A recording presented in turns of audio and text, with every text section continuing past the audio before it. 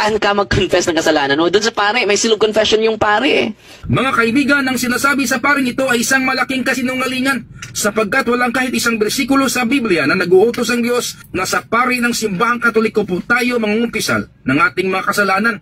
Sapagkat mula't simula pa sa panahon ni Haring David na sa Diyos lamang po tayo mangungumpisal ng ating mga kasalanan. Mababasa po yan sa Salmo 32 na mababasa po sa unang Juan Kapitulo 1 versikulo 9 na sa Diyos lamang po tayo. Ang sagot po natin dyan mga kaibigan, mga ka-viewers,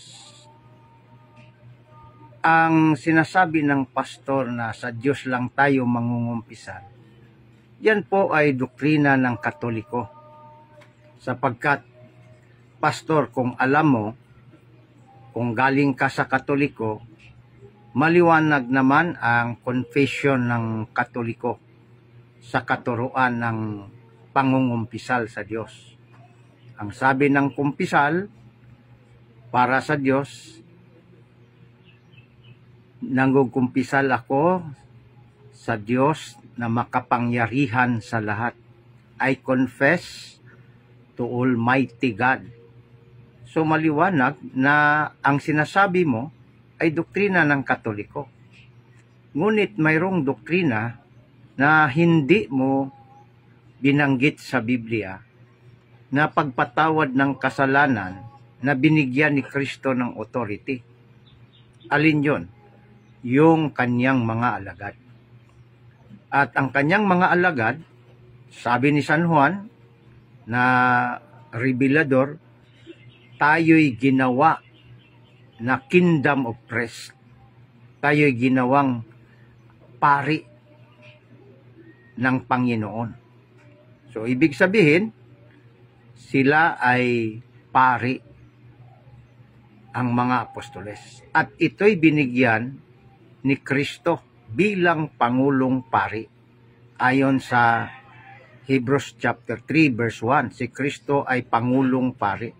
E kung si Kristo ay Pangulong Pari, pastor, ibig na lang sabihin, ang kanyang tagasunod ay pari din.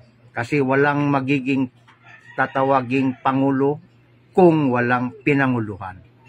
Kaya sabi ni Kristo, San Juan 20:23, anumang kasalanan na inyong patawarin, ay akin ding patawarin. Anumang kasalanan na hindi ninyo patawarin, ay hindi ko rin patawarin. So, ibig sabihin, kahit hindi sa Diyos direkta, ay binigyan ni Kristo ng authority ang kanyang simbahan. Ang unang simbahan ay yung tinawag niyang mga apostoles. At yung authority na yan hanggang ngayon, pastor, ay umiiral pa.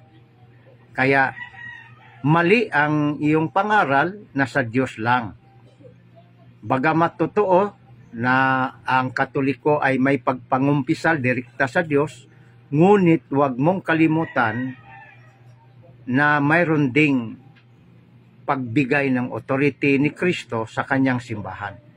Kaya nga sa Old Testament mababasa mo, Ecclesiastes 5:6, doon mangumpisal sa pari ng Diyos. Kaya palpak ang iyong sinabi na sinungaling ang paring Katoliko dahil mayroon niyang batayan ang pangungumpisal sa authority ng pari na galing sa kay Kristo.